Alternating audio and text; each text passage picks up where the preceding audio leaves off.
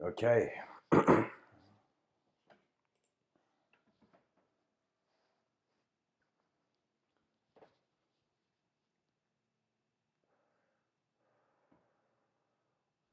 Hello, everyone.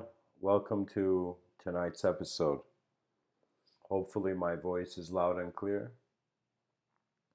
A concept has found me, a remarkable concept, that my whole life I thought it was only people that could stare at me, but it has also been galaxies.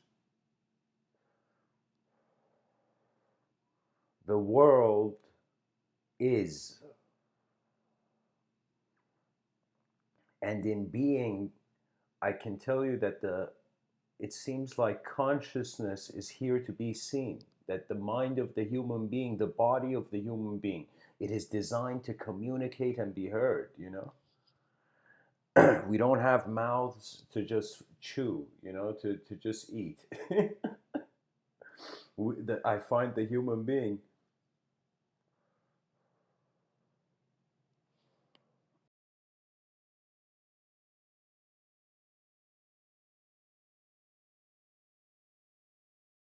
just consume food. There is more to our intelligence. And it seems like if the stomach digests food, it's as if like the mind processes vision.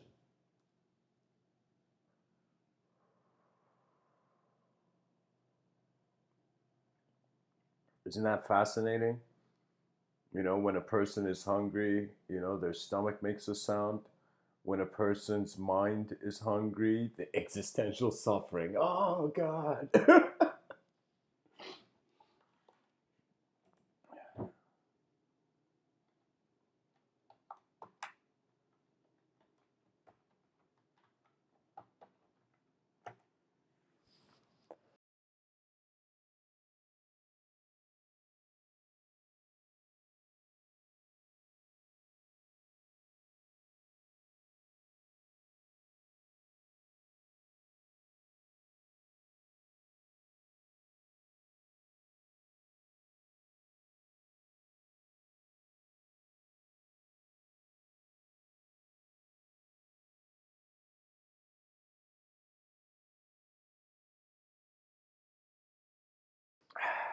Sorry, guys. I was taking off my sweater. So, anyways, guys, let's keep going. It's just the beginning of the talk. The cool thing is, guys, I'll tell you my experience. When I give these talks, for me, it doesn't feel like the clock is ticking, you know. But anyway, even though I do see like the numbers of the live stream, yeah.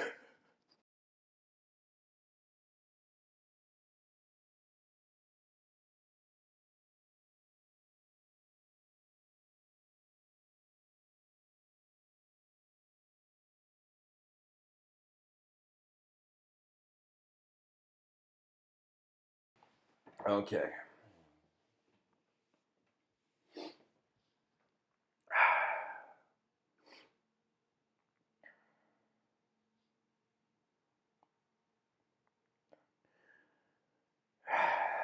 In ancient times, they looked at the sun and they wondered who keeps that lantern in the sky. And so, of course, in ancient times, you can say they didn't just see themselves as a person, they began seeing the world as a person, or they began to see the reflection of the individual personality in more collective modalities.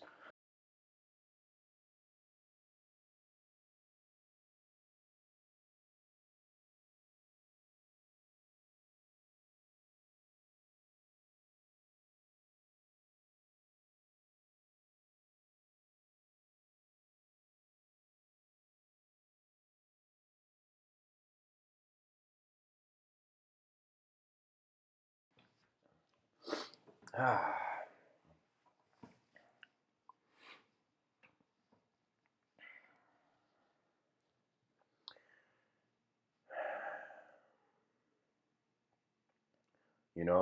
it's sometimes interesting for me.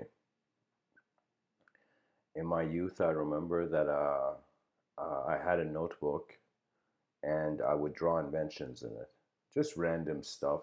It was basic designing. And how can I tell you? It's like some moments in your life, the emotion, the emotion is stronger, you know, than the activity. And believe it or not, I remember the emotion I had when I was writing, when I was drawing at a very young age. I was designing stuff on paper, and do you know what it was? It was not love, it was not passion, it was not wonder, it was engagement with what was there. And so I feel that we human beings do, ever since there was an evolution to our, we went through a sort of subjective evolution. We became conscious of ourselves. We, how can I tell you? It's like the result is more important than the process. The destination is more important than every step that it takes to get there.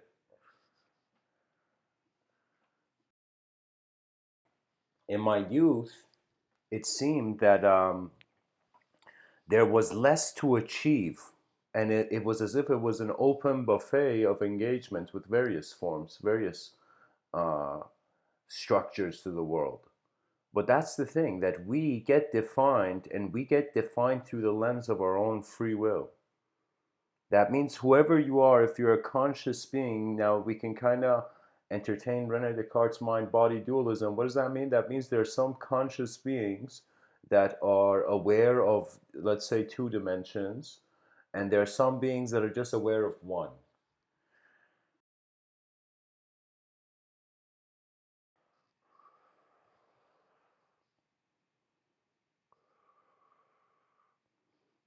I've kind of attributed the intelligence of the observer. That means if any moment of being can be seen as, okay, there's some sort of awareness in the moment, like a candle in a dark room, that's your awareness. And then the shadows, in some sense, the light of this candle casts on the wall is another way of saying that when light enters your body, subjectivity is its shadow.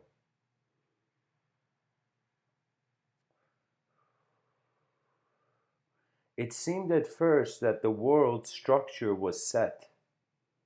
It didn't seem to me to have mysteries. It just seemed that I was kind of.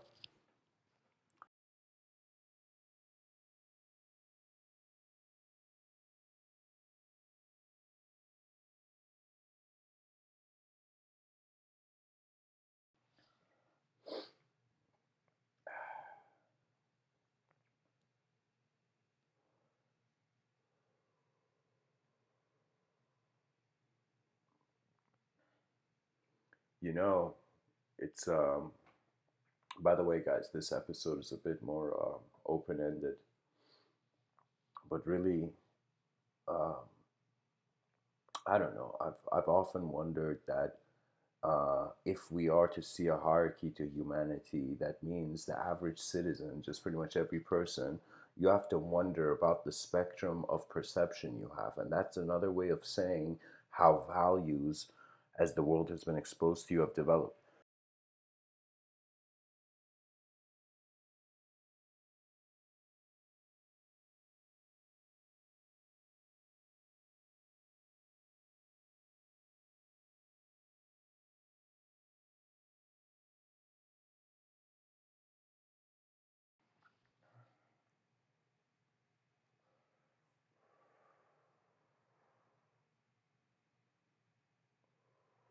It's like, the system that has been built when we look at when we look out to our eyes, it seems to be the sculptor of the inner realms. I can't tell you how many times I have felt in my life I have had free will, but then I've looked at the room, the moment, and I'm like, did I choose this moment?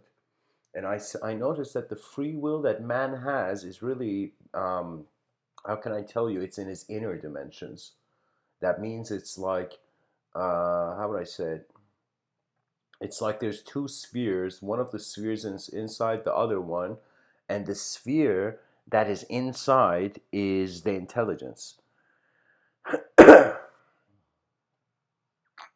Or let me say it like this: Actually, it's not. We can see it in this way, that the first sphere is the materialistic kind of perception, and where the materialistic perception is kept is the greater sphere. You know, when a person looks at just pretty much the way I was kind of drawn to mysticism was that I was wondering what stories human beings were telling them. Because all of knowledge is simply the usage of language. It is how you, in some sense, allow words to become worlds.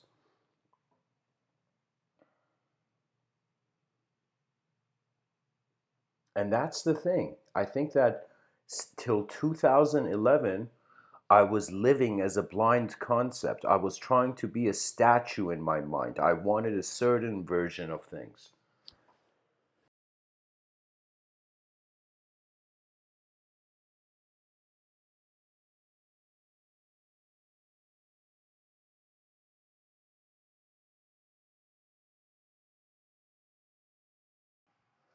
But when I realized I have no idea who I am, and every idea I have ever had on myself has come and gone, and new ideas have emerged, I kind of realized we are the space of innovation. You are the space, literally, your mind is the space where your life is happening, your awareness.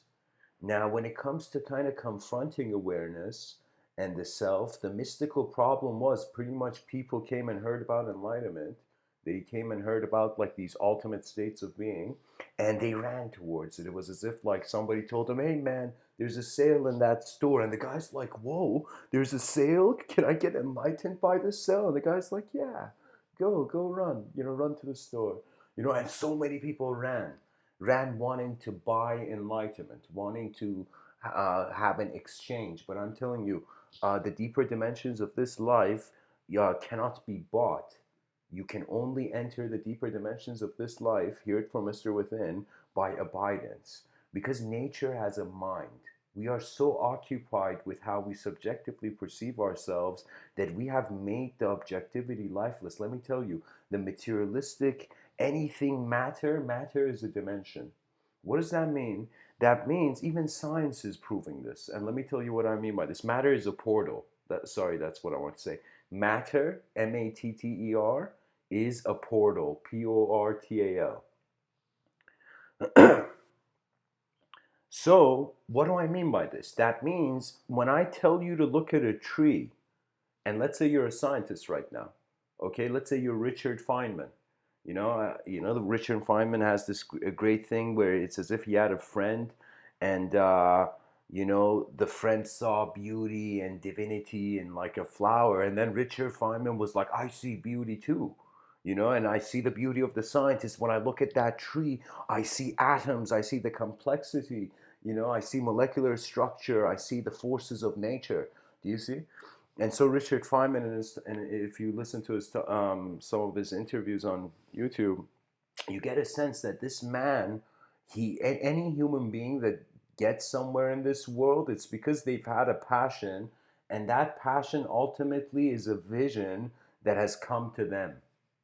Because when a vision comes to them, you feel you have to do something with it. It's like somebody stops you on the street and says, "Hey, man, how do I get to this place?"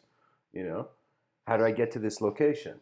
You feel obligated. And sometimes when nature comes towards you, there's this sort of inner obligation. Because let me tell you, at the end of the day, we are like a balloon, are we not? And let me tell you what I meant by matter is a portal. That means just it's a portal of perception, in the sense that a person looks at a tree. Right now, I'm looking at a tree outside my window.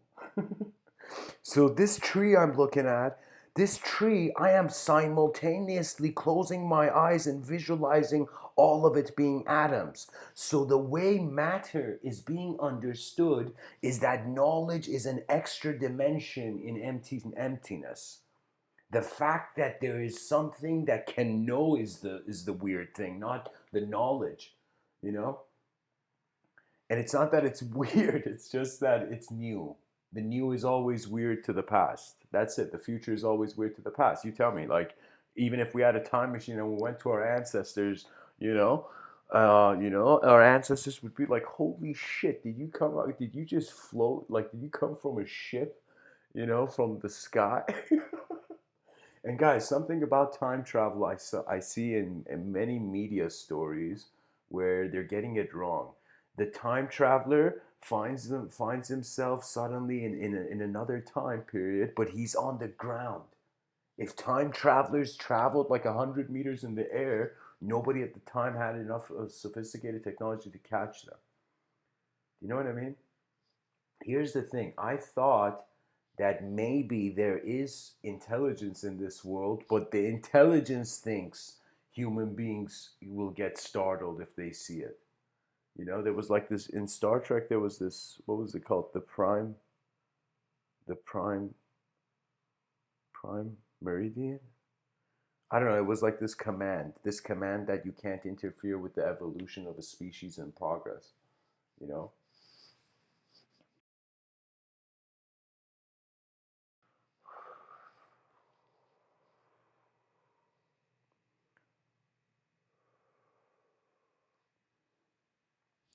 It's been a couple years now that I've been working on this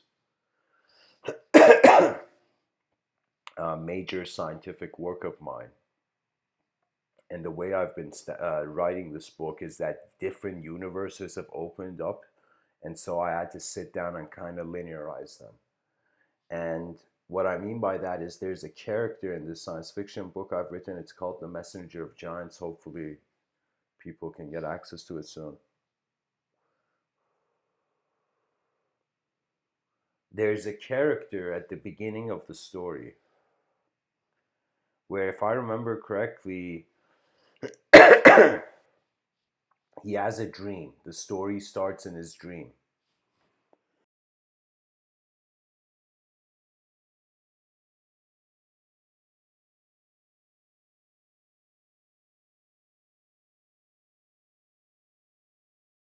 And the character, his name is Rasoul, Rasoul. And so in his dream, he's hearing galaxies whisper to him. And in the whole story, there's a really unique relationship I've created with how the characters treat him. Because it's as if everybody knows him when they see him. I've created pretty much a character in a story where every other character in the book already is acquainted with him. You know. But anyways, this character in the kind of I gave myself creative freedom pretty much. I wanted to write like a next level sci-fi thing. And pretty much, this character, his past lifetime, he was a galaxy. And the story has begun where it's his first lifetime, his first incarnation into a life, actually. And so before he has just been hovering as the consciousness of galaxies, as the space of galaxies. But he doesn't, like, he's a type of character in this story where he doesn't even need to remember that, but he knows it. Like and by the way, in this book, there's many parallel dimensions. And anyways,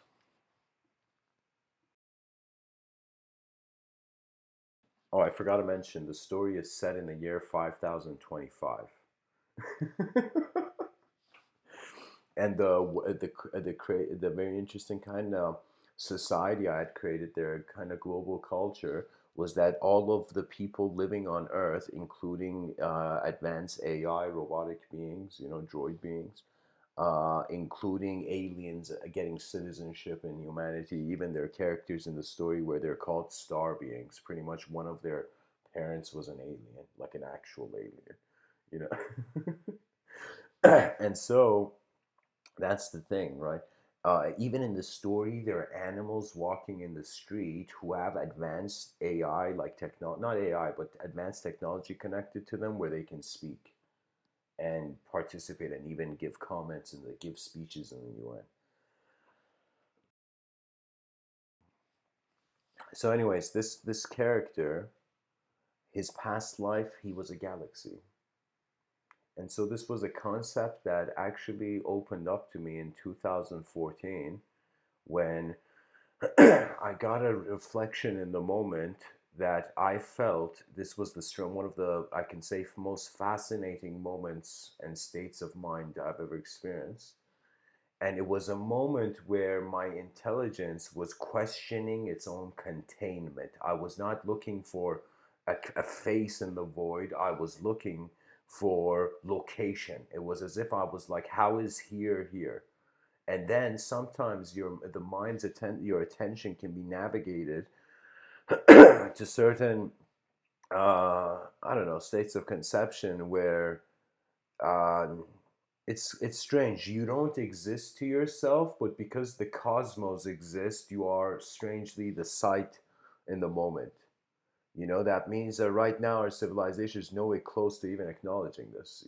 That means it's still it's too much. It's the idea is too ahead of its time, but it's this idea that we are not just intelligence moving matter. We are also intelligence moving space, and that's what attention is really. Attention is, believe it or not, your space body. It's the space where your mind occurs.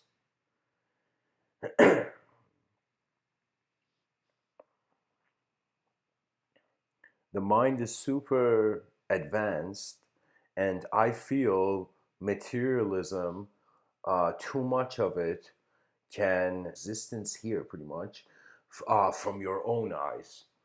That means it's like when I sat down and I thought of, okay, how do we get an advanced civilization going? I mean, realistically, we're on a rock in the middle of nowhere. There's 8 billion of us here.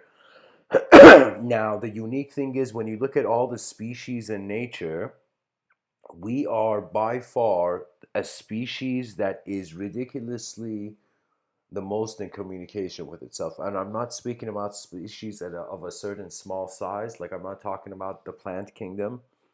Um, I'm kind of keeping it to that. I mean, even bees, insects can be, but we can say the human being is the largest and most in communication with members of its species kind of species. Do you know what I mean? We there is something unique here. Like, if this was like thousands of years ago, perhaps me and you were too savage to even have a conversation.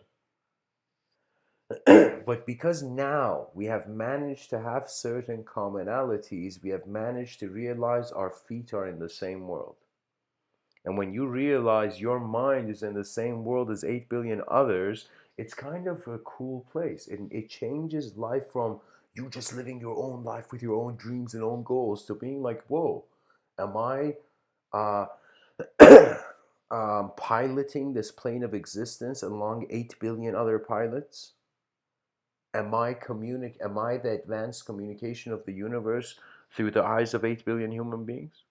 You see, what it is we are not collective, but we have collective spirit. And with the way I'm using spirit here, it's like it's not even too spiritual. It's just we have an inspiration to continue and to see. The sentence, the show must go on. It is such a. Do you know how many billion years of evolution needed to occur so this creature could, uh, you know, look at itself in the mirror before going to the nightclub and be like, the show must go on?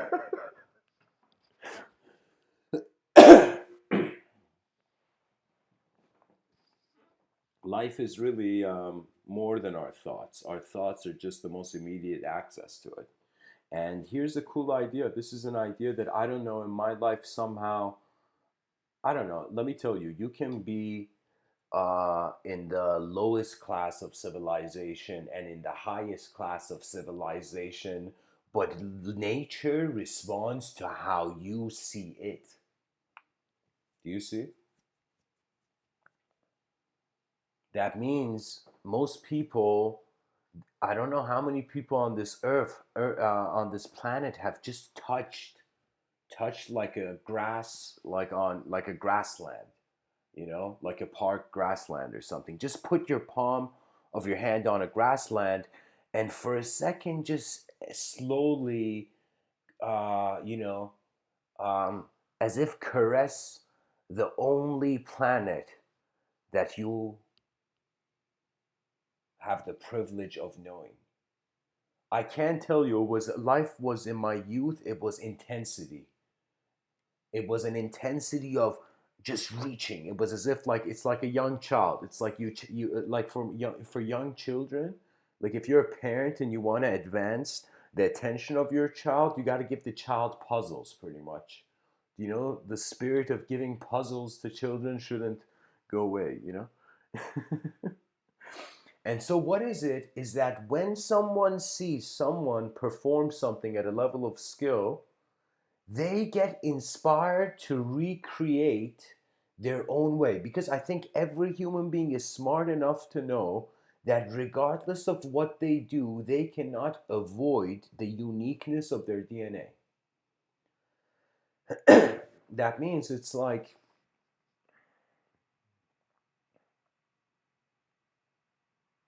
you gotta let life breathe before you can breathe properly.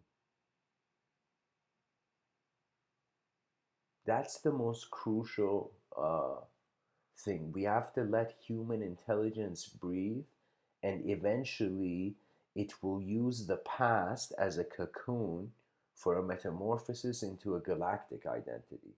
So right now, we say we are Earthlings, you know, we are members of the Earth, you know, like we celebrate this planet.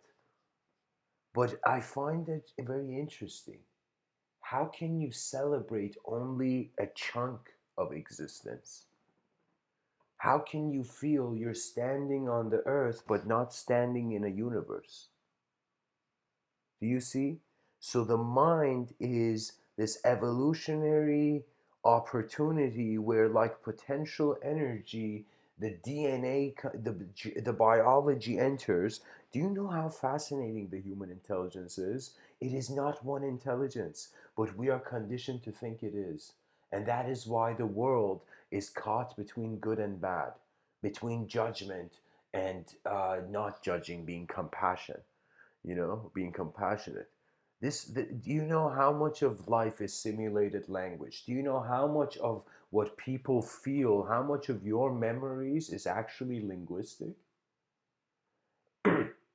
For me, it was like this. It was like a moment where I was like, okay, how many more laps around the sun do I need to run, you know, to see who the seer is. And that was the thing, guys. That's why I created my whole life's work, is this concept, is developing this concept. I call it the language threshold.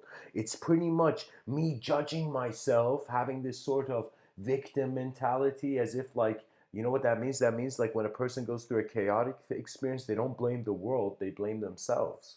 They blame the inability of their free will, the inefficiency of their attention. But I am telling you, I notice that is not the right way. It is that you cannot ignore life when you are part of it. You know, it's like you can't have, the heart and the brain fighting. You can't try to, in your inner realms, be a good person and in your outer realms still be chaotic. It's like life is always giving itself feedback. In my youth, I thought, I thought only my teachers, in my in my high school in Canada, like it was, I thought they only give me feedback. My university professors in Birmingham, I thought they give me only feedback. But then I noticed that every moment of my life is a reception of my own expression, and I laughed. Sometimes it's good to laugh at yourself because that self will break and a new one will appear tomorrow. And when I say a new self, it doesn't mean your whole sense. It just means that the only way we call it a new day, is because there's a gap. If the person sleeps, it's as if it's so important to adjust sleep with the lighting of the day. I don't know how to say this. I'm not definitely how can I tell you? I just know that on in one angle you gotta surf uh, your mind, let's say your identity, the idea of self you have, is a surfboard where You require to have balance and certainty in the surfboard, like a surfer has to trust, has to be certain of its feet on the surfboard. But the other side of the surfboard is the uncertainty of the waves that are coming, right? And so this is why the self-help industry will just grow meaninglessly larger and larger and larger until people realize who can really help you when you are the only one who has your eyes. Nobody has your eyes. And if they did, that would be weird. You got to check yourself to see if you're not a clone.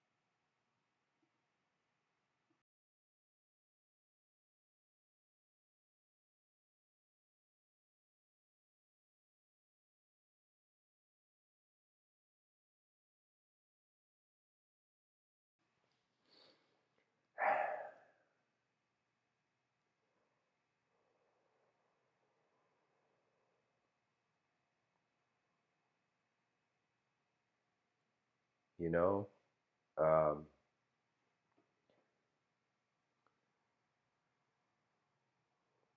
I remember giving a talk, a while ago. It was called Chasing Chaotic Butterflies. And so I remember this notion that this chaotic butterfly was the constant presence of the unknown. And this is what we don't realize. Most human beings don't have a problem with sleep. They just go and close their eyes, and it's as if it's like they go out of existence, but it's no problem. You just wake up from this last checkpoint, you with the last, with the remembrance of who you are, who you were yesterday, for example. But here's the thing, just like we sleep and wake up, it's as if moments of known factors appear and unknown factors appear. Really, my experience of life has really not been purely that of a person. And so let me tell you what I mean by that. I mean that it has been that of a presence, and an energetic presence. Do you know? It's as if there's stuff being here, then this stuff that's being here is being interpreted to do something. So that primordial state of being is actually a stepping out of duality. That means all those people who go tell other people about oneness, did you know you can never tell anyone about oneness? It doesn't even make sense to tell people about oneness. Because if you're already one, why do you need to tell them? Do you see the archetypes play various games? My approach is simply that, okay, we are in the Milky Way galaxies. And so stars are moving, and we may not even consider. Here, I'll read this factor for you. You'll be surprised. I can't believe people uh, want to buy cars, and I have nothing against cars, but I just can't understand, like, why you want to buy a sports car for its speed. Let me tell you, let me read something for you here. Speed that Earth orbits around the sun.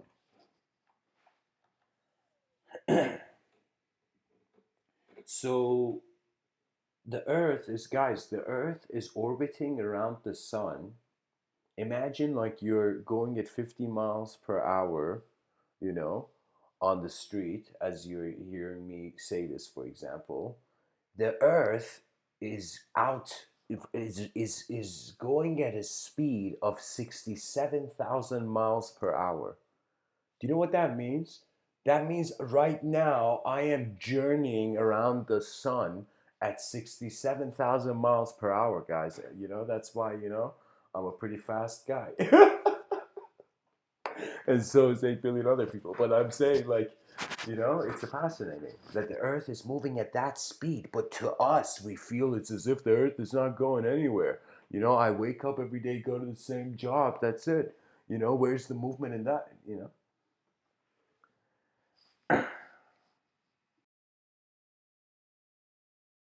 And the cosmic landscape, guys, is so fascinating. Cosmology is so fascinating. Astronomy is so fascinating. Let me tell you why. Because if we only had sun and planet and nothing else, if there was only one planet around the sun, do you know? It would be as if which sphere is orbiting around which, you know?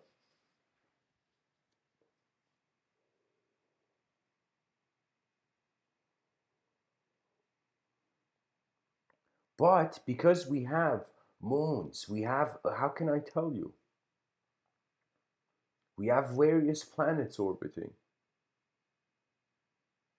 Multidimensionality builds static dimensions.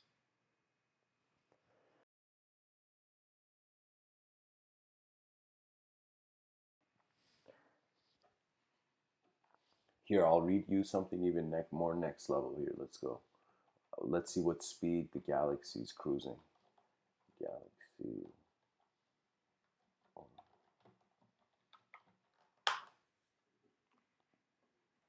The solar system is traveling at an average speed of 230 kilometers per second, 828,000 kilometers per hour,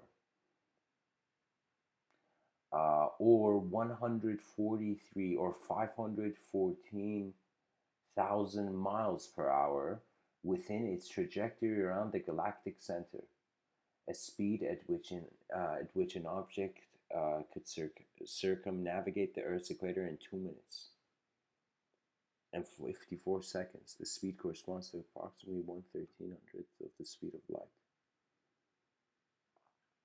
But technically, we feel that stuff moves in light, but how many people consider that light moves stuff? Isn't light contacting our brain, our neurology, and then the neurology sophistication moving its, the telescope zoom level?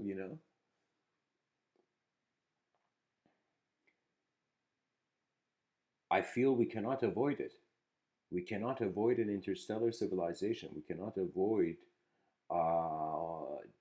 the transformation and ultimate evolution of our archetypes. That means it's as if me and you are pioneers, and the beings in the future, they're not going to need a conceptual, they're not going to need a conceptual existence. Their experience will be collective. Do you know what that means? That means hilarious.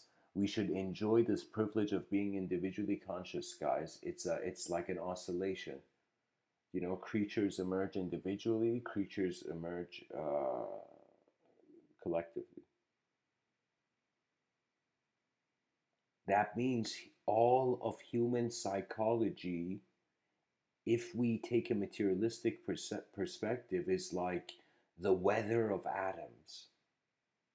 That means ultimately, if the more smaller we feel, the more we have this view that we're the small and the big, the more the small's will is not the small's will. That means the concept of the big destroyed the small's free will.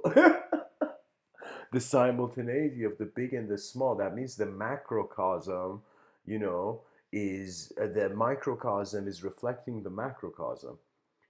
As Plato says, as above, so below. What does that mean? That means the cosmos looks like you, and you look like the cosmos. You look like the whole universe. Pretty much just like just space.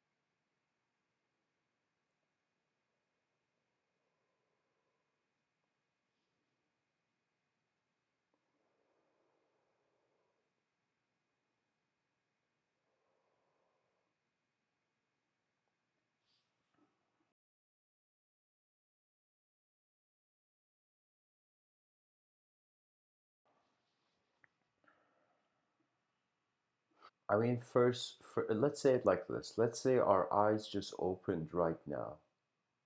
Right now, we were wondering, okay, okay, existence, you have appeared in some way to yourself. We feel that there is experience. We see there is experience. That means you close your eyes. What is that that is aware that the eyes are closed? When you open your eyes, what is it that knows? The seers of thought were not individuals, they were the world.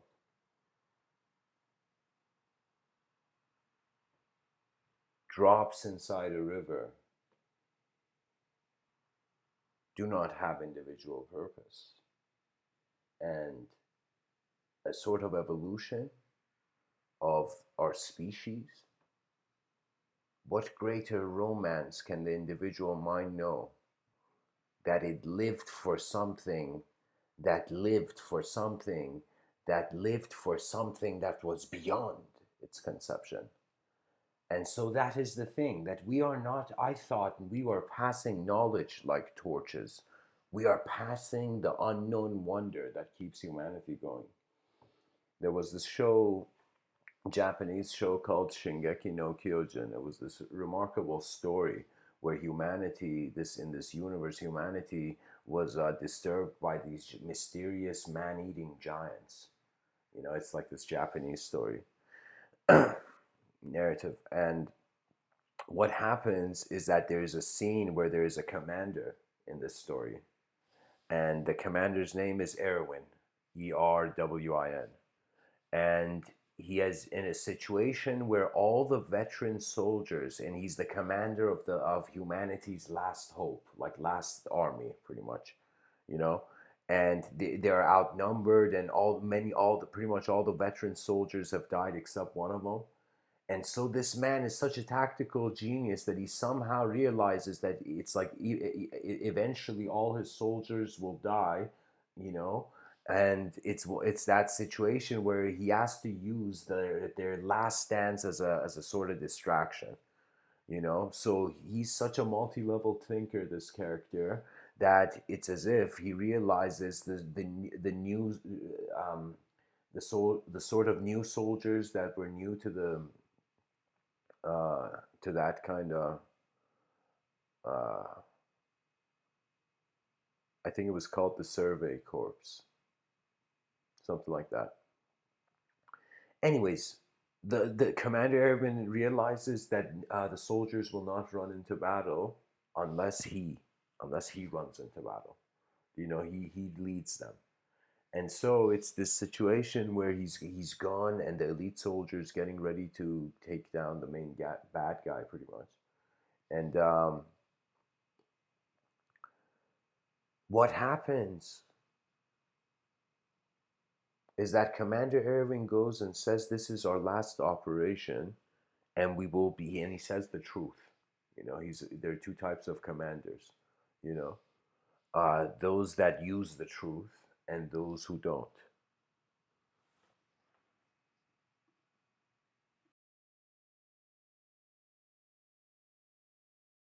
or let me say it, those who use the truth or those who say the truth. But anyways, so what happens is Commander Irving goes, and this is all in Japanese, and he says, "Soldiers, this is our last kind of offense, our last mission, something like that, our last charge."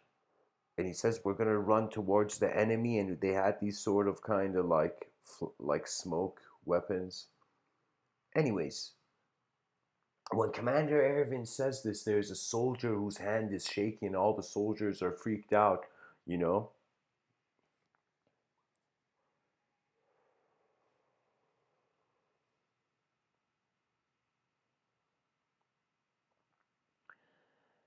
And the soldier says, "Are you saying that we're all gonna die right now?" And Commander Irvin says, "Soga, yes." And then he says, the soldier that's shaking like he's paralyzed with fear, he says, "Are you saying that this is all meaningless?" And Commander Irvin says, "No." He says we are all he says all men will die one day. But it's that based on the conditions of this cruel world, our consciousness, your mind, it is the last raging rebellion, do you know, against the conditions of this world. Do you know? So it's like, of course, I'm kind of trying to tell you what Commander Ervin said, pretty much. And Commander Ervin, in that scene, he says, "Life is not meaningless because we live on for those who will one day comprehend the meaning." That means all those people who want to find truth right now, I don't know what you're doing, it could potentially be something that comes way in the future. And we have to just endure to, we have to just be there. You know, it's as if when you look at mysticism, you look at yoga, Vedanta, the concept of karma finds you, especially when you read the Bhagavad Gita, you know? And when you look at the concept of karma, you're like, hold on. So the species is a collection of 8 billion karmas of, it's as if the karma of 8 billion transmigrating souls, is building a civilization in one place. It's another way of saying that we can look at all the bees, you know, um, in a beehive, and their kind of incredible, like, calibration, sophistication, and design, and just being in sync with one another. You know what it is?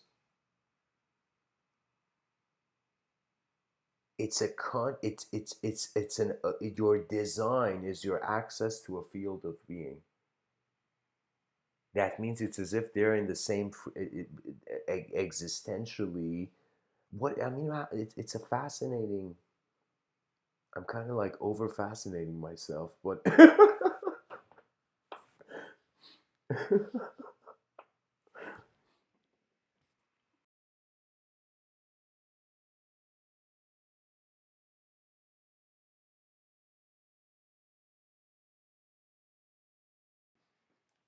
there's a story of, if I remember correctly, Paramahansa Yogananda and Ramakrishna. These are Ramakrishna was this enlightened sage, and Paramahansa Yogananda was his disciple. And so Paramahansa Yogananda, something happens, his mother or some relative of his, I don't remember exactly, some person is, I don't know if it's the mother or father or what is it, but it's like some person is sick. And so Ramakrishna goes, there's some person very dear to Paramahansa Yogananda.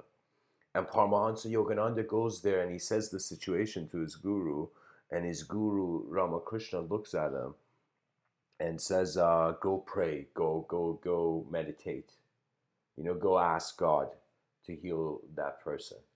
And Ramakrishna just stares at him, And Paramahansa Yogananda, he goes in there and he sits down, and the moment he sits down, he's been under he's realized, his mind's been opened enough, and when the moment he goes into the meditation hall and he sits down and he wants to pray, there is this samadhi silence that finds him. There's this samadhi stillness. It is as if God's attention was stillness, was silence. Yet man, a creature defined by movement of noise, could never attain. That means it's like the greatest clue to what is going on is that eyes are opening themselves up to worlds unknown. Knowledge is living a life in the unknown. And so Paramahansa Yogananda, he can't. He goes there, he's in there for like an hour and he comes out and Ramakrishna looks at him and it's like, did you pray? Did you ask? Did you make your prayer? And then he's like, I couldn't. And Ramakrishna gets upset and he's like, go in there and do it again.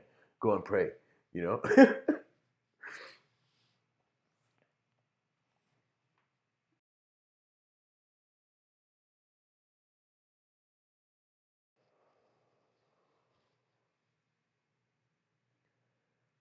Paramahansa Yogananda comes out and after a couple hours in samadhi and Ramakrishna says, did you pray? And he's like, I couldn't. And Ramakrishna gets super angry and says, go, you know?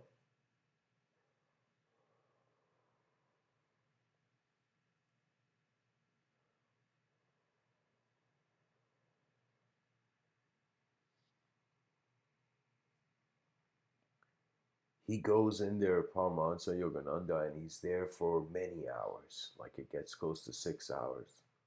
He comes out. And Ramakrishna says, could you? Did you do it? Did you pray? Did you ask the gods?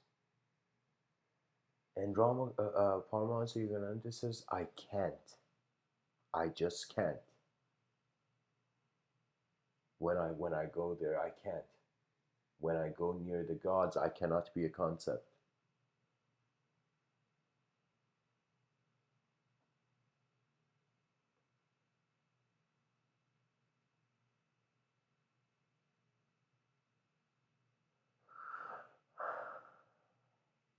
Ramakrishna looks at him and says, if you had, you would no longer be my disciple, because that meant you had not seen yet. You had not seen that knowledge dies into the unknown, but the unknown never dies. And so enjoy every moment. It is a luxury. It's like human life is a penthouse. uh, if you were a Buddhist, yeah.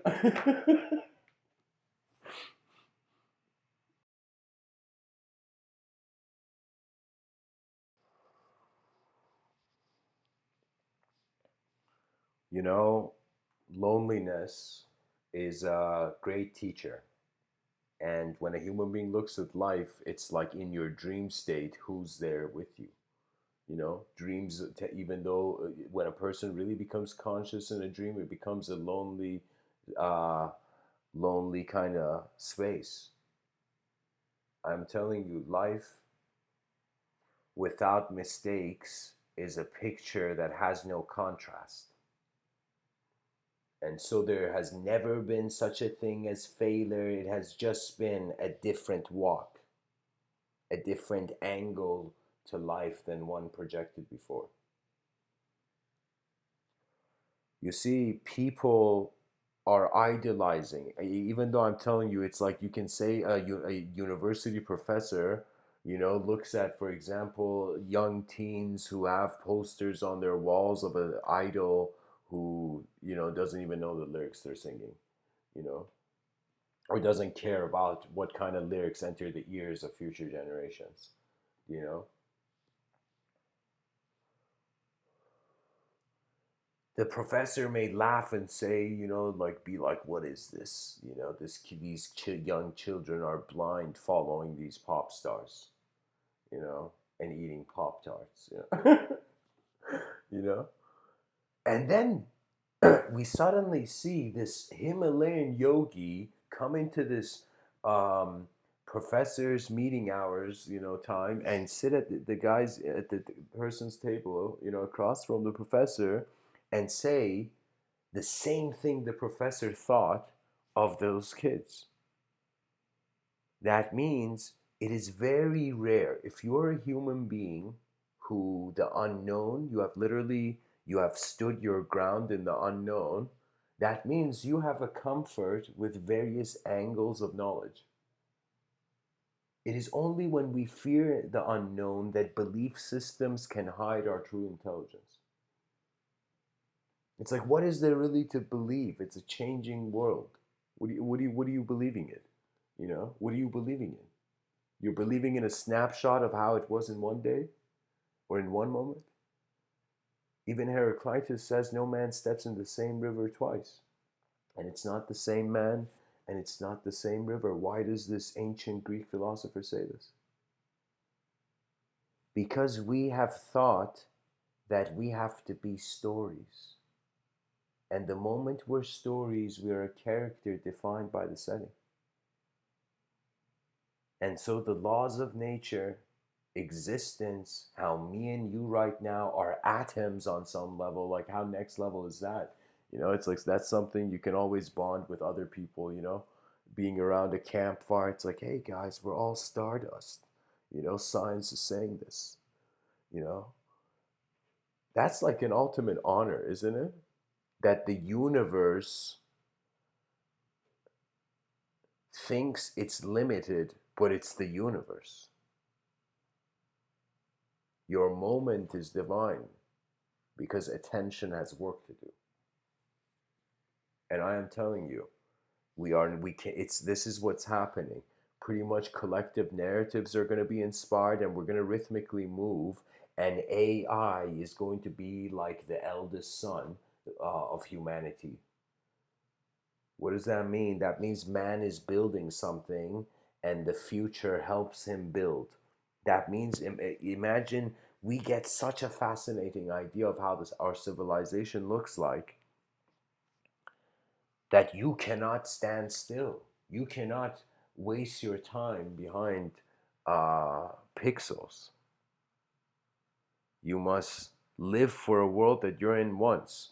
And you can choose different components of it. For example, this doesn't mean you see it's a multidimensional reality. For example, you see a doctor, a doctor is helping the physical dimension, helping the biological dimension of the human being.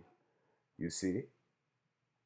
You see, for example, like a chef is helping the maintenance of, you know, it's like many human beings are doing things that serve more than themselves.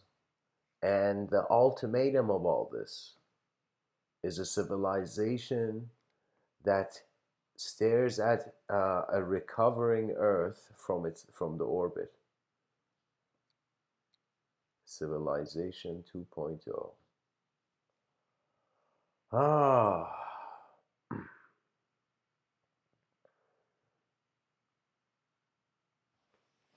and I'm telling you, writers have always been uh, uh, like I don't remember who the writer was, but the person who I think it was Oscar Wilde.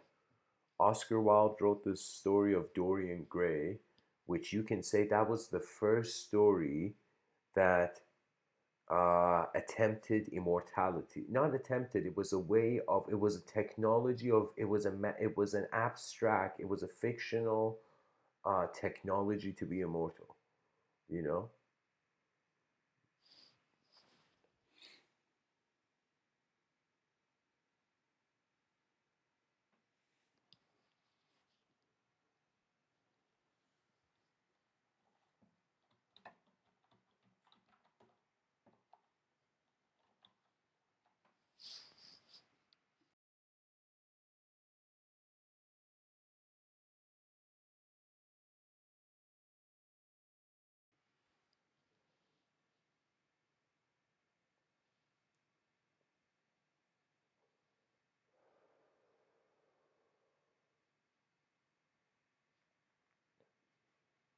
And that's pretty much it, guys. I mean, what can anyone else teach your inner self?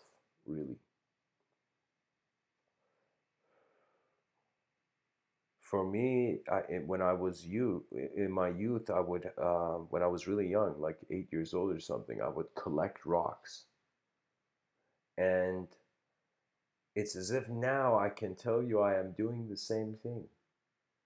I am looking at what the moment holds and wondering if it is worth holding on to and moving on. It's just effort, you know? It's like I find that it doesn't matter. It's like on some level, when a person speaks, it's just mouth noises with sophisticated interpretations. You know, that means we interpret sound as language. The source of creativity is movement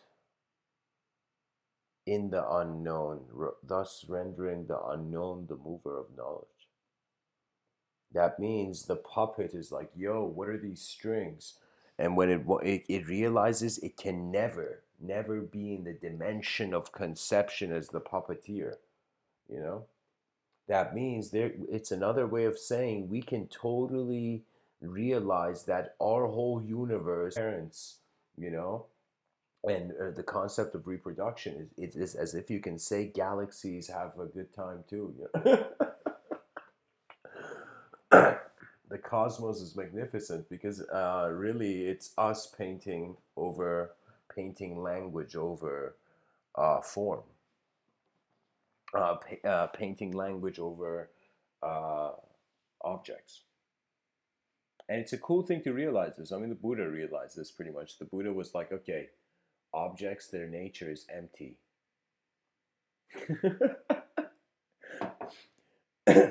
This is definitely something that I got introduced to it through Tibetan Buddhism. And when you realize this, it's so relieving, by the way. So what is this? You can say Buddhism doesn't have a god, but what it considers as important to pay attention to is a sort of freedom beyond suffering through a realization of emptiness. So, what does this mean? This means that before you look at an object, it is conceptless. There's no concept orbiting. That means, I mean, one way we can say a concept is orbiting around an object is if you look at an object and like literally start walking circles around the object. So the thought in your mind is technically orbiting the object, but but no. On a serious note, what I mean is that objective phenomena is empty. There's a sort of subjective evocation of meaning right now, even as you're hearing my words. What is happening? You can say that um, uh,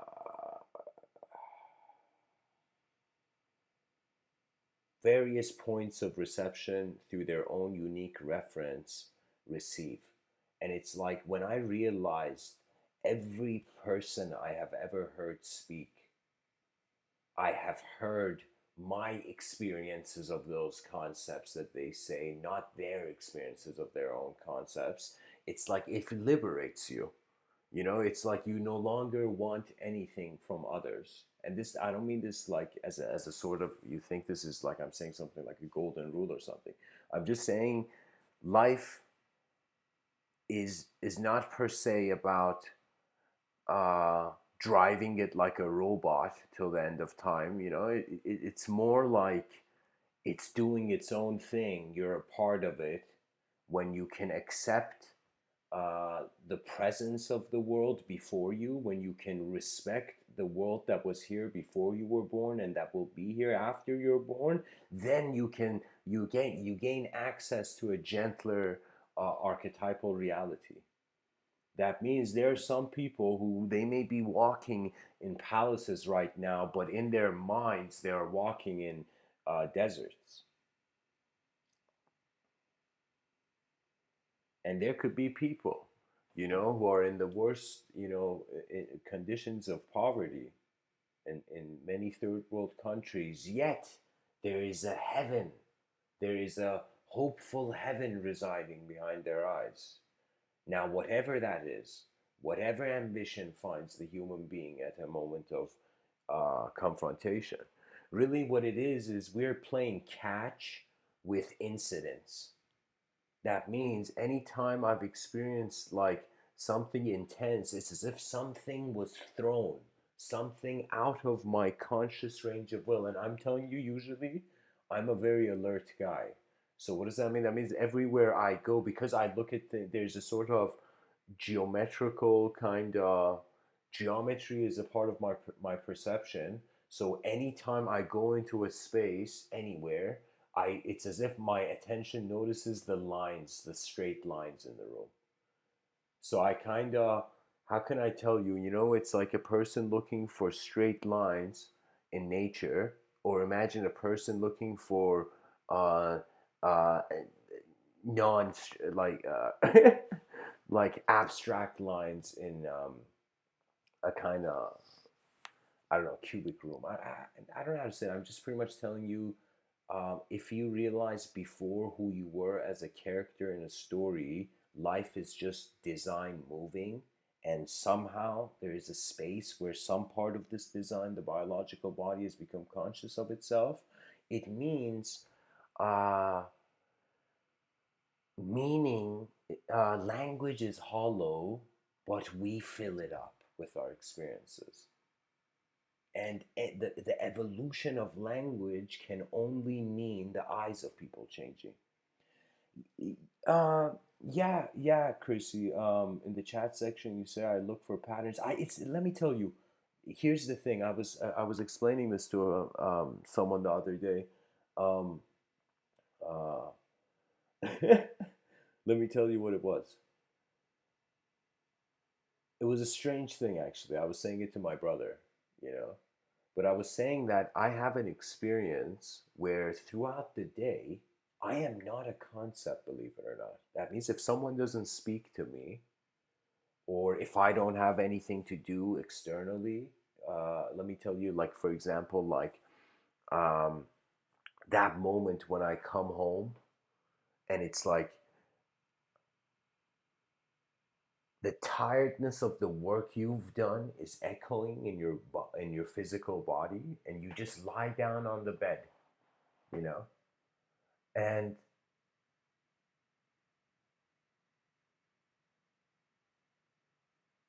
the moment you stop moving, you become conscious of your mind's movement. And then if you just remain still for a while, the mind, like a pond, will settle.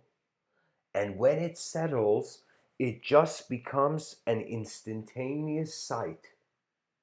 And so we are, uh, again, it's like a two-sided coin, where in one side, one side, we are instantaneous sight, and in the other side, we are endless and endless change.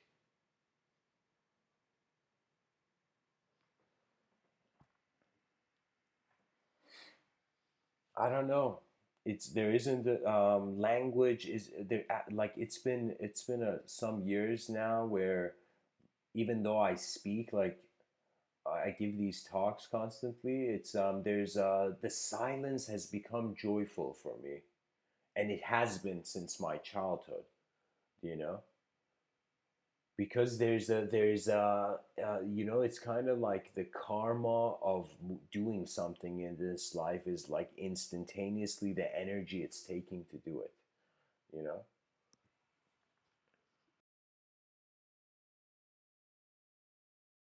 I feel every person should treat every moment of consciousness as a work of art. That's it. You're looking at the masterpiece of a temporary world, you know.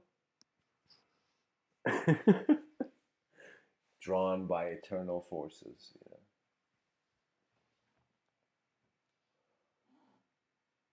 There was a key thing, though. I mean, I'll tell you. So my background is Iranian Persian, and I noticed something in my youth. I mean, of course, I've lived in Canada for major percentage of my life. But when I was in Iran, I remember my like there was a time I would go to these, um, what do you call it? Uh, but like it was like a bazaar, you know, this bazaar, and I'll tell you this, it was just this like heavy marketplace where people had to be this at a level of street smart where if you didn't bargain, the person would think there's something like psychologically wrong with you. It was that kind of like marketplace, you know. In Iran, there's some cool things, you know. There was like there's also these markets where it's like 30 stores in this long kind of hallway. Imagine a long doorway like Matrix, you know, but imagine it's like instead of doors and walls, it's just like stores one by one. And if they all are selling the same product, you know, and it's as if the whole community are friends. All the store owners know each other. When one of the store owners has a bad day, all the other store owners pitch in to help the guy have the living. You know, it becomes a collective movement of wit. You know, WIT. And so this was the thing that I noticed. This is why that I remember seeing this video where Ben Shapiro, this guy who gives these talks in like universities, this guy comes and asks them why like he comes the guy's commenting on political correctness and he says why are Americans so sensitive? Sorry, the guy says why are the Americans so soft? That means with this political correctness, that means there's a child in Africa who's dying from hunger, and in another part of the world, it's as if we are getting hurt by the sound that comes out of another person's mouth. You know,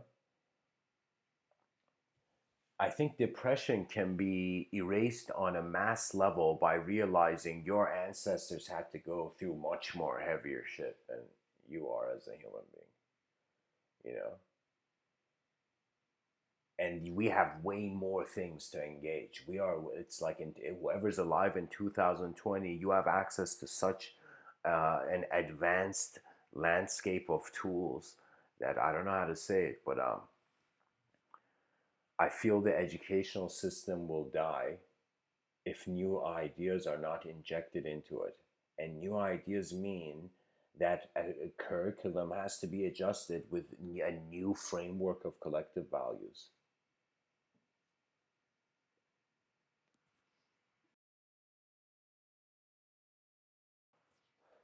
There has been, you know, like I'll tell you, in regards to the subjective realms that I speak of, another way I've spoken about it is one subtler planes of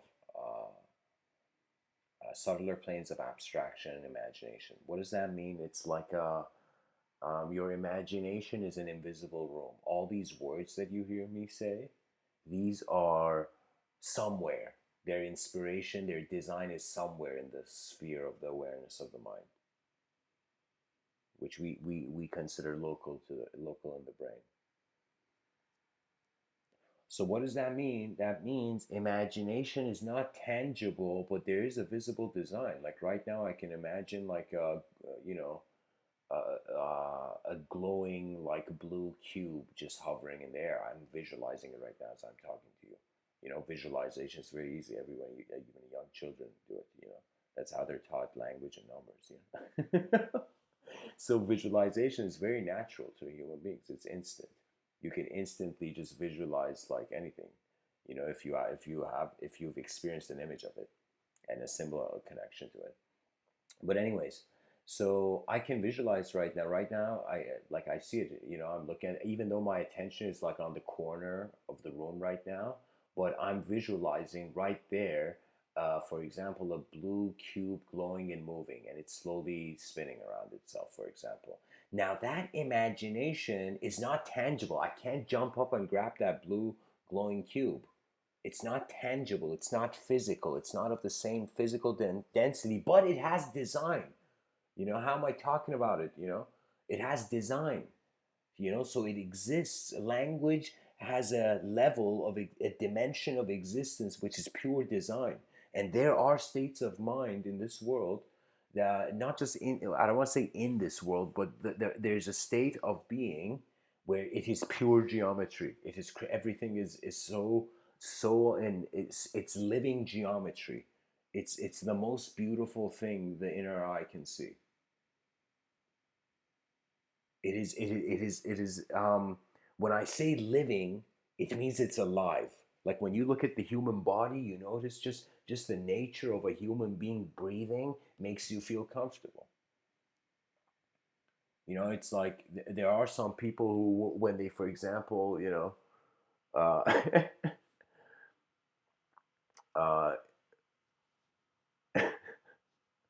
nah, this is I can't shoot.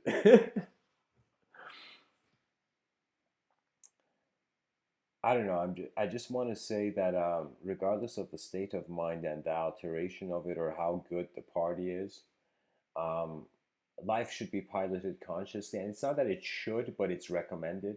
So I realize that when somebody declares something, people freak out. So I'm just recommending things pretty much in these times. uh,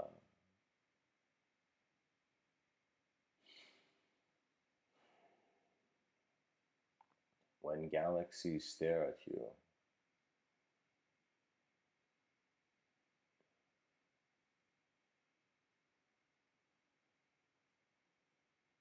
you are the mirror of all worlds.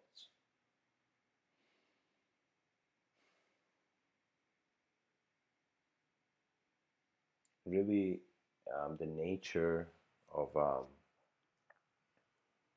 awakening to life or waking up from a dream. When you look at history, it is a dream. We don't know its beginning and we don't know its end. The quality of life is crucial. That means, I think, more than we need even scientific advancement, we need emotional stabilization uh, of the attention of human beings, pretty much. That means the more people are freaking out because they think this life is meaningless, the more there's going to be clumsiness, inefficiency in the civilization. So the first task is to create a bunker for the civilization, and that bunker is reclaiming your free will, like a sheep that realized it was a lion from the beginning. You know, so the sheep is dead, the past is gone, the roar is the future. And really, it's honestly an effort. I honestly think that if there was an advanced extraterrestrial witness beyond our clouds, it would probably see human beings as melodies, and every person's behavior and actions and movements, it's as if like piano keys are being played in this universal sector by hands that at most come across to the fathomable mind as the field that is keeping it. Or you know, in the Upanishads, they would say the field. Oh, sorry, not in the Upanishads. In the Bhagavad Gita, it would say the field of the activity of the knower. That means the true knower is field like. But the object that is known and the subject that is known is particle like. It is shape like. It is form like. And so, if one asks Mr. Within, is there anything beyond existence? Um,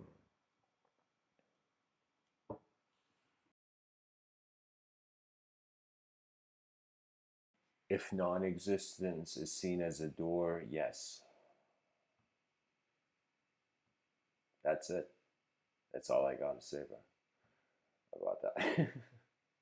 So, anyways, guys, thanks for tuning in. I hope this episode was helpful.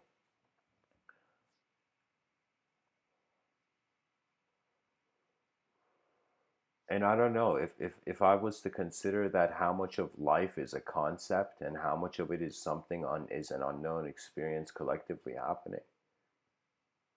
I would say maybe like if we say we're using 12% of the brain, let's say 12% of life is known. The other 100% is the mind of the cosmos. That means the archetype is the signal, you know. Yeah, the archetype is like, you know, how in cars back in the day you had to fix the antenna, you know. By the way, guys, you can like ask questions about anything pretty much. Like these live streams, I'm available, you know. So I'll tell you. Let me tell you. Okay, maybe I should give a talk on how to ask a question. Let me tell you why. Because I have looked at the concept, and I was a very shy kid, and that's an art you need to master as a shy kid. You know that because you don't want to communicate that much. It becomes like, okay, so I just want to communicate once. What's the most exact thing I can communicate? So believe it or not, shyness does create great communicators, and I don't know why. I think it's just maybe like an oscillation, a back and forth of different senses of self, but whatever.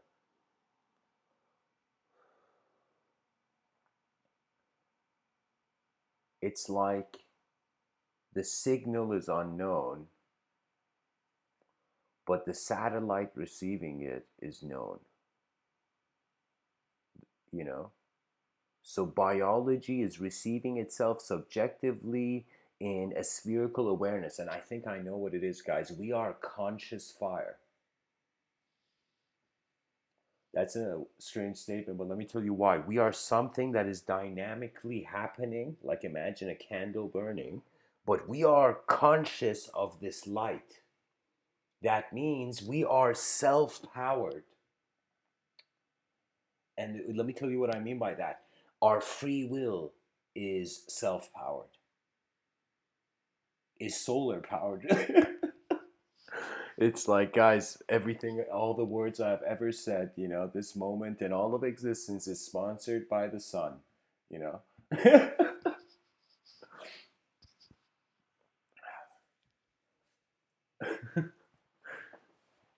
Without light, what kind of, you know, relationship can exist? Light is the source of all relationships. And so the relationship with light is the gratitude of the existential opportunity, because I'm telling you, you can always look at life emotionally. And when I say always, that means you can just constant, anytime you become single pointed, emotions will appear. The single pointed concentration means that, first of all, this is something important. This is something in my own school of thought when I tell people, get comfortable with this concept of endless endurance. Just get comfortable with this concept. Think as if energy, imagine you looked at, imagine like there was this advanced technology that scanned your power levels. And the power, you had an infinite power. Literally, you would never get tired. Now if you think that, let's say you consider you never get tired,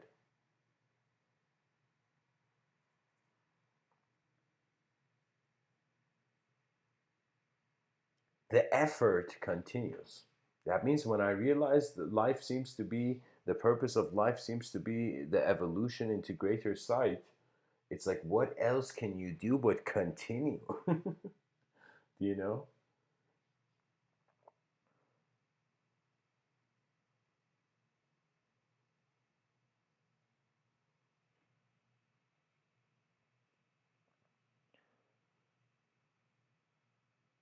I really like this picture I've chosen.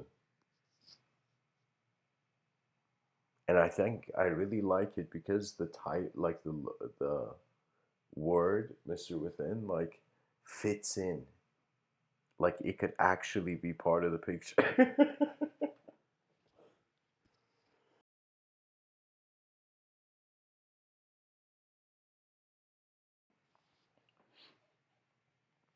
Pretty much human eyes have picked up language and expressed their inner realms to a certain range of their ability.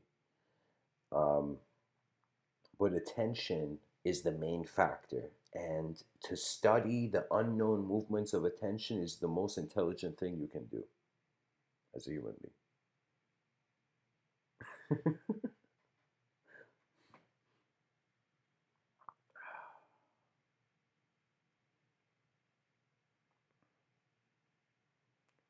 This idea of the designer, guys, it is, I don't know, it's incredible.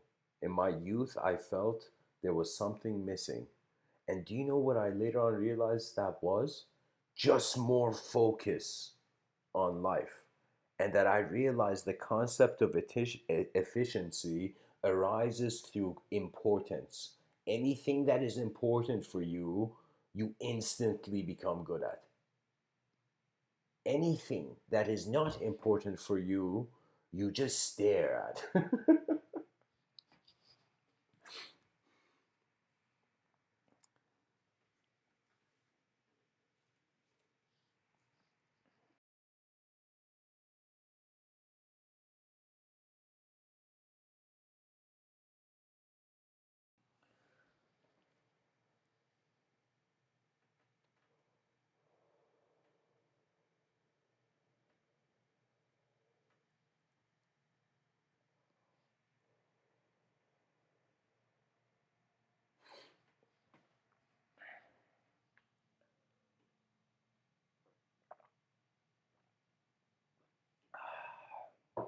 That's good water, guys. Oh man.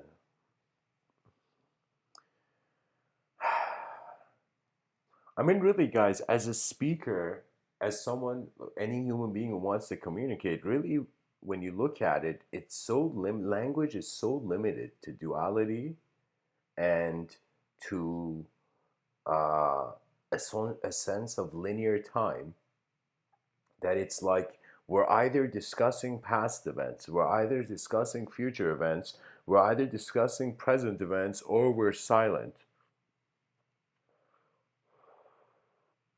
And you know what this appears to me as? It just appears as a model that can be updated. That means if we can have a past, present, future, we can consider that a vertical dimension and create a totally horizontal dimension to time. And even beyond that, create another dimension,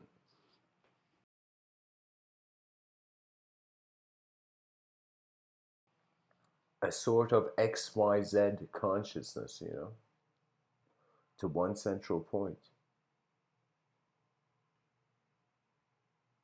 Because the mind, really, guys, language is its paint. I am painting, you know, uh, image through language, pretty much. And I think that's all that communication has ever been. It has been to show what one moment of vision saw. It is a sharing of worlds, it's a sharing of our inner realms.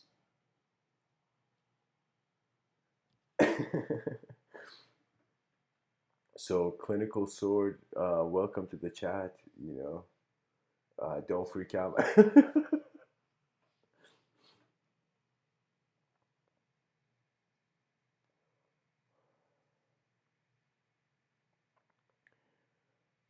Imagine, or better yet, let the moment be, that time, the concept of time, the concept of time that has existed in the minds of anyone ever. Imagine time bows to you, like a knight comes and bows to you.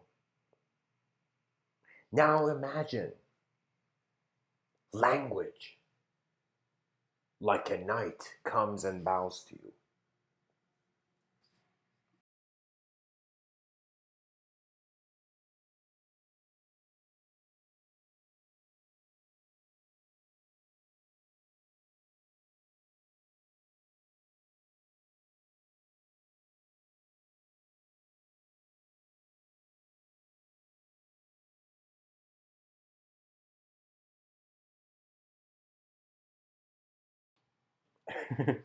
So Clinical Sword. I was being playful there, pretty much.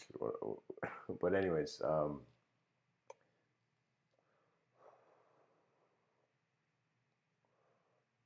let's say let me just guys poetically amplify like a volume knob this story I want to tell you. Or just imagine this, that time has bowed, has taken the knee. Language has taken the knee. Matter has taken the knee. Stillness has taken the knee. Silence has taken the knee. Movement has taken the knee. And as all the ways that your mind has compartmentalized the moment bow in the same way that all the degrees of perception come to a singular point, your moment of being right now uh, is projecting endless lines. And some of these lines uh, are, how can I tell you what memory is like a bunch of pieces of it's like layers of glass with different, right, like you imagine we take a marker and we draw different shapes and abstract lines, and we put these like tiles of glass I don't know how to say it, like these pieces of glass over one another, like a stack of paper, you know we would see that they are the simultaneous presence, you know of various lines. And that's the unfathomability of the mind, that beyond dualism, its space can't be comprehended by a creature of matter, of just material identification.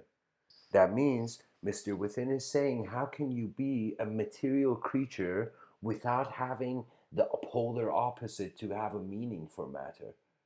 That means space, Purusha, and Prakriti are simultaneous, but the world is divided, with some people believing that subjectivity is the truth revelation, and some people believing objectivity is the only truth because, that's the only thing that you can test.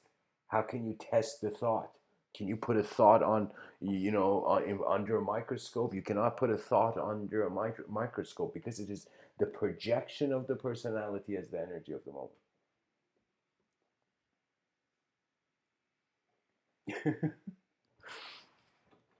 Oh man.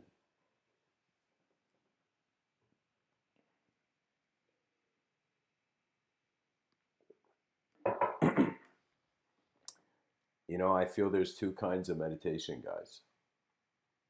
There's a meditation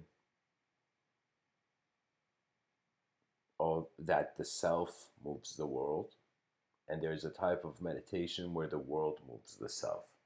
And I will tell you, I'm on the side of the world moving the self. That means really dishonesty with what the archetype. That means, here's the thing, it's like you're a shapeless beam of uh, uh, projected out of a you know out of a biological system. You're a conscious being. It's like discovering the spotlight of your attention, realizing your mind is the spotlight on the body that is found in the material realm, in this material plane.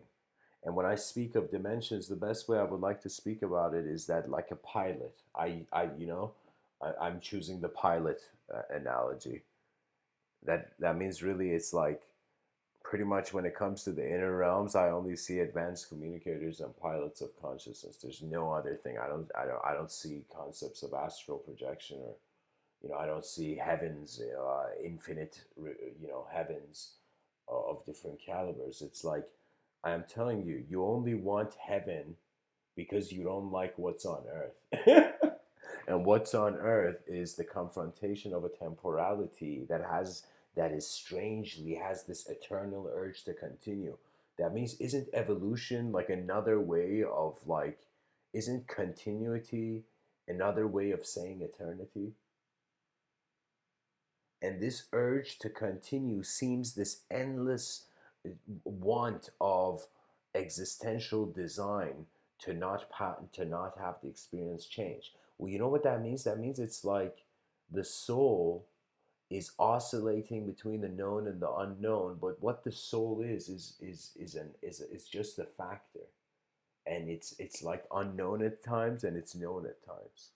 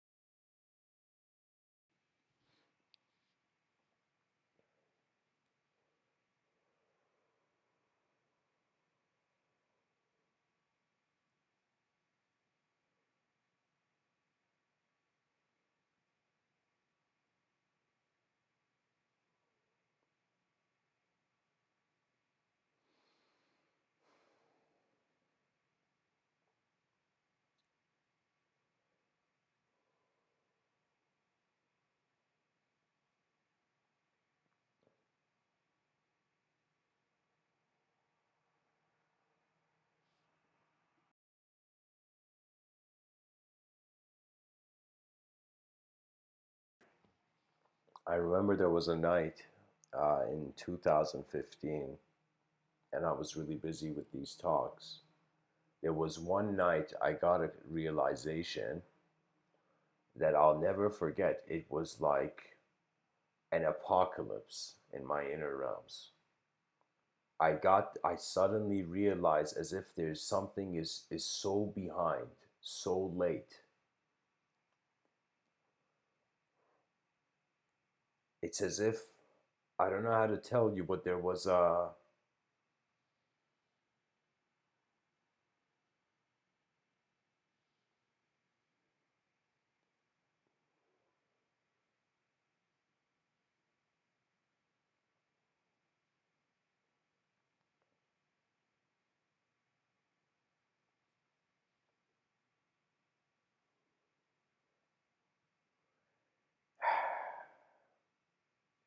you know, pretty much I think I've got it covered, guys.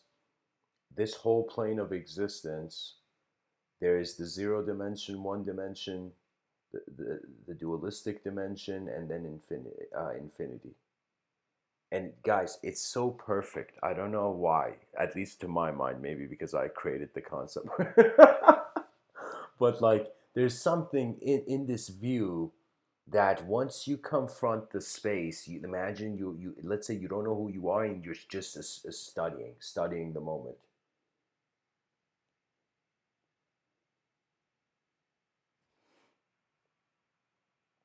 You studied the space in the room.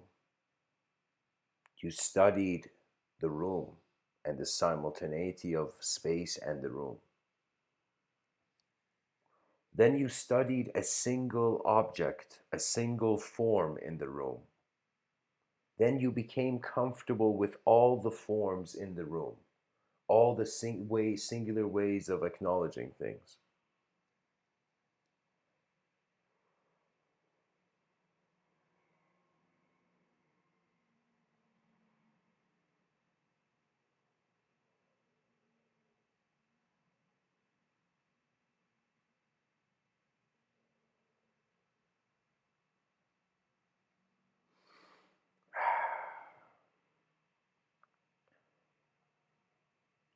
That sort of moment where I had that kind of inner apocalypse, it was pretty much I noticed whatever life I live, I got a sense that the way things were moving was inevitably meaningless. Sorry, not inevitably meaningless. It was as if the I saw in my inner realms the civilization drowned by its ignorance, and it was the saddest thing. It was the saddest thing to see uh, free will make the wrong choice when it had access to the right choice.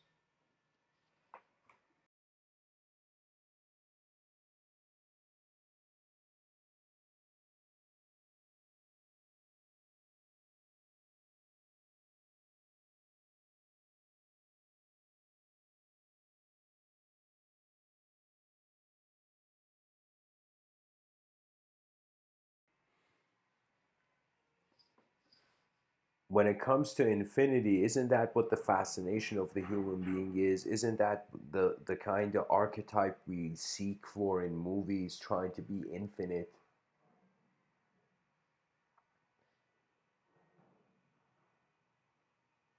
That's it. Human consciousness is a coin flipping between the infinity and the void. And it's either our heads or our souls, you know.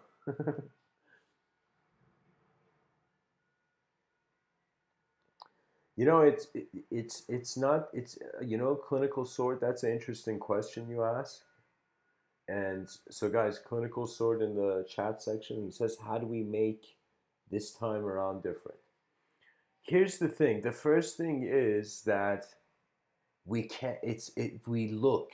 That's the first step to anything. Any problem you want to solve, you gotta forget everyone's interpretation on it and go look at it yourself. You know. So the first thing is we gotta look. We gotta look at what's here.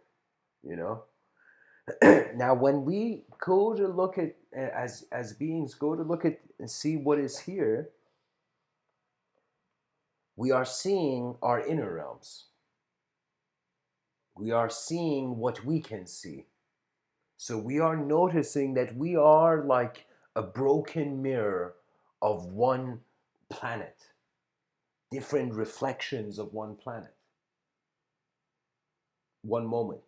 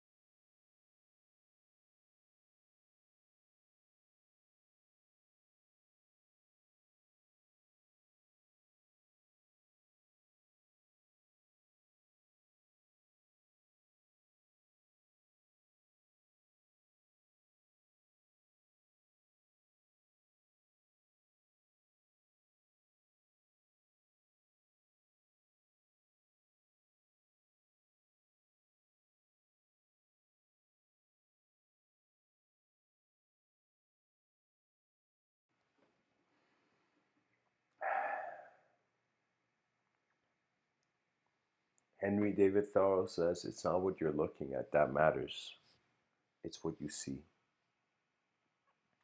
So when we go to look at what is there,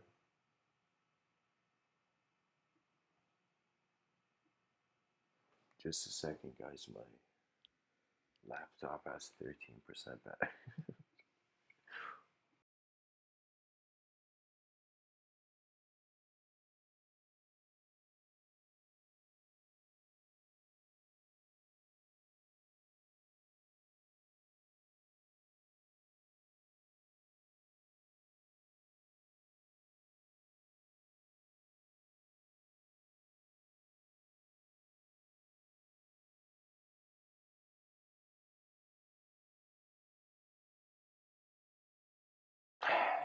Okay, guys, let me just speed up this talk. I'm kind of stalling. All right, so a clinical sort. I'll tell you this. Just a second. Hold on.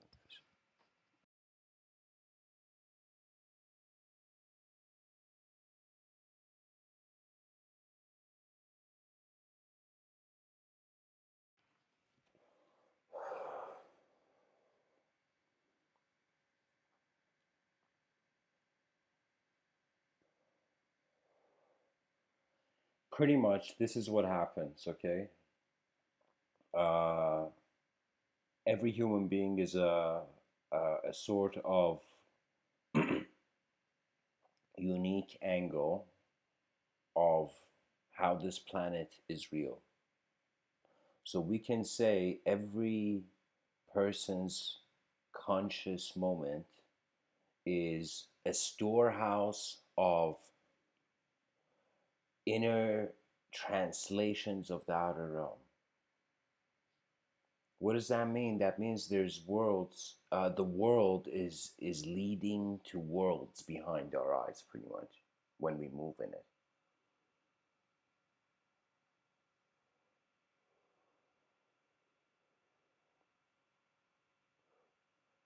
We observe what is here, then once we are conscious of the design, we consciously design.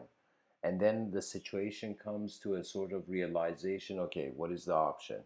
One option is that we don't build an advanced civilization and things just break down back to savageness, anarchy, or some sort of unnecessary extinction. And or are we going to be like those that philosophy teacher which on that exam wrote why not as a wrote why question mark, and some kid answered why not, which was the correct answer after so many people had answered different things. So do you see? So this is the thing. This is the only way that if a person has this mentality this time around, that means this is if something is the attempt of eons, then it's as if you must find a dimension that is more instantaneous. The best ability is the one that's already there. I'm telling you. There's it's like you don't have just one lifetime to get to know other people. You have also one lifetime to get to know yourself.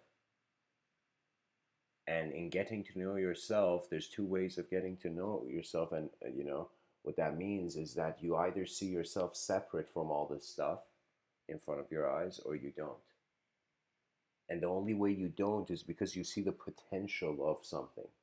So when the answer to that bonus philosophy question on that philosophy exam was why not, it was as if, why not see what an advanced civilization would look like? At least I think the most coolest thing, and if people can challenge me, I think the most coolest thing to see on this planet is an advanced civilization.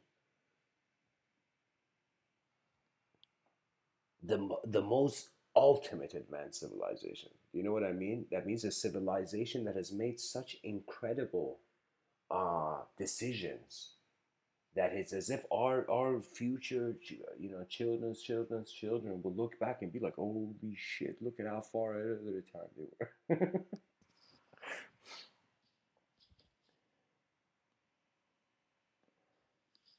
I think if we are ahead of our time, it can potentially, in a very science fiction and unique, playful way, be proof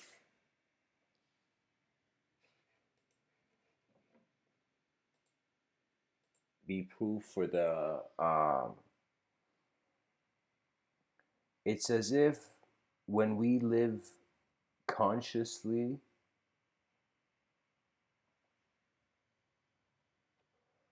we attain the ultimate purpose.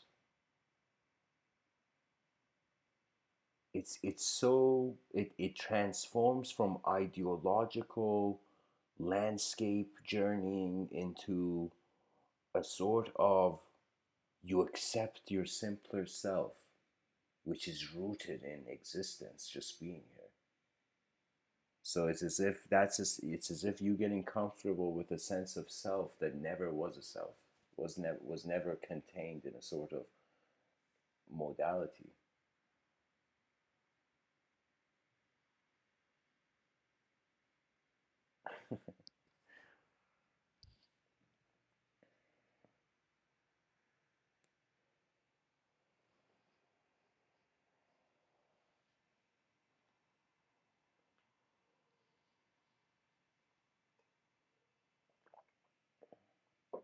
We are servants of nature, simultaneously mastering ourselves.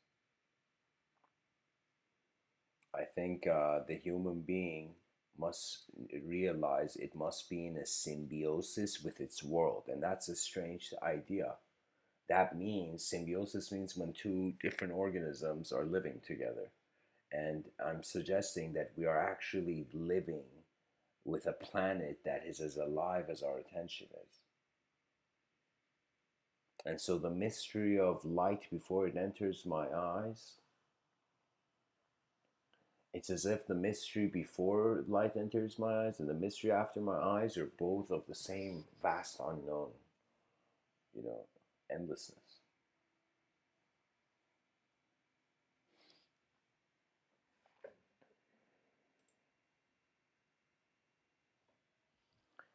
In the subtitle, I've written approaches to galactic intelligence.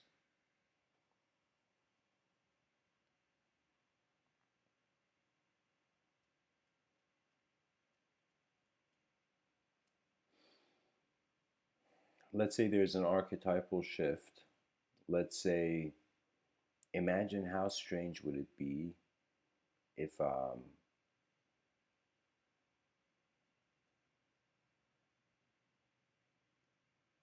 can I tell you? It's like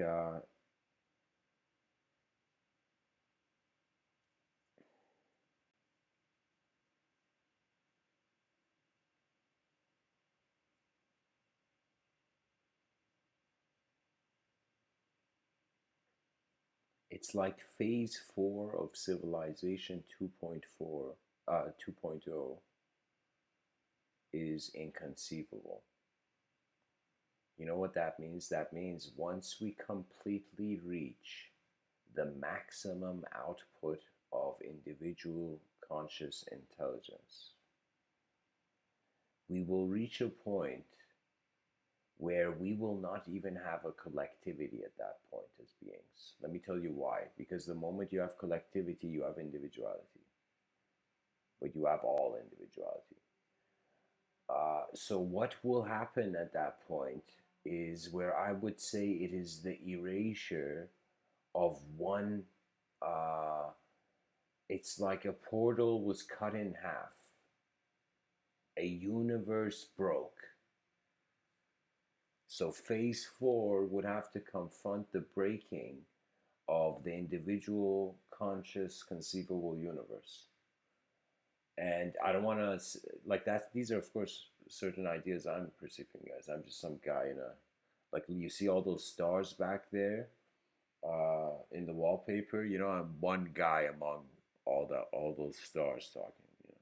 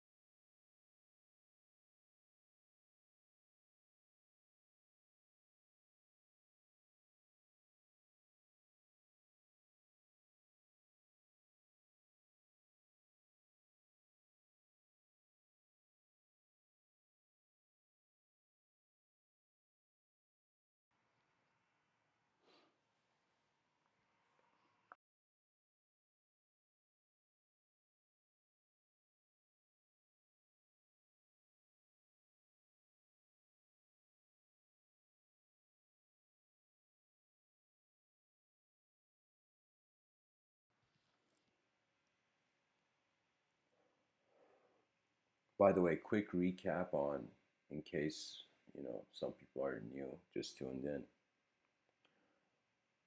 I'm going to say this, guys, and probably like end the talk after.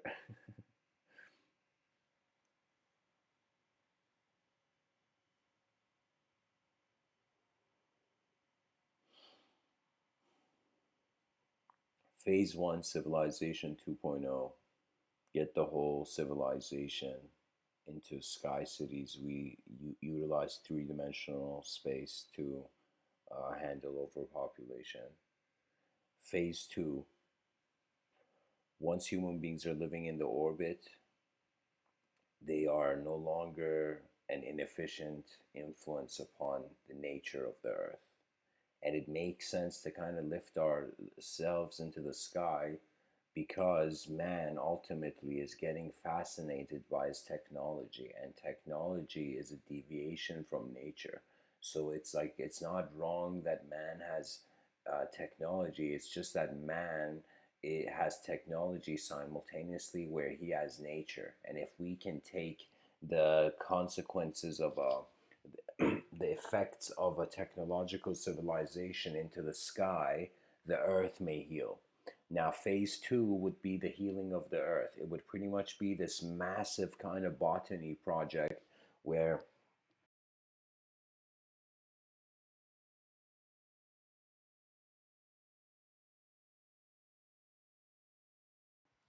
pretty much the idea is that we replant the earth and try to make it like an newfound paradise. We want to pretty much live 2,000 years in our orbit as human beings. This is this idea I had of civilization 2.0.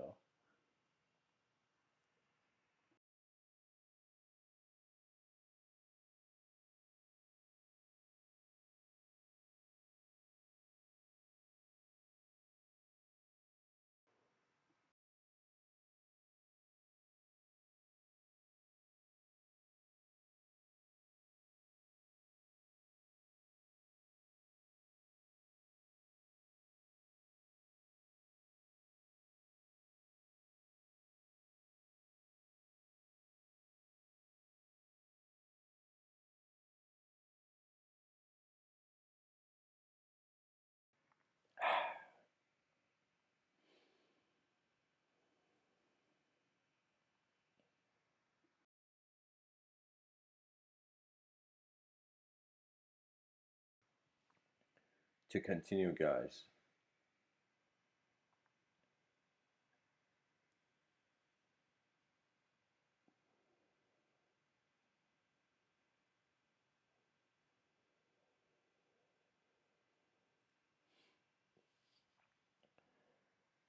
pretty much after 2,000 years, phase three would pretty much be kind of interstellar adventures from the sky cities.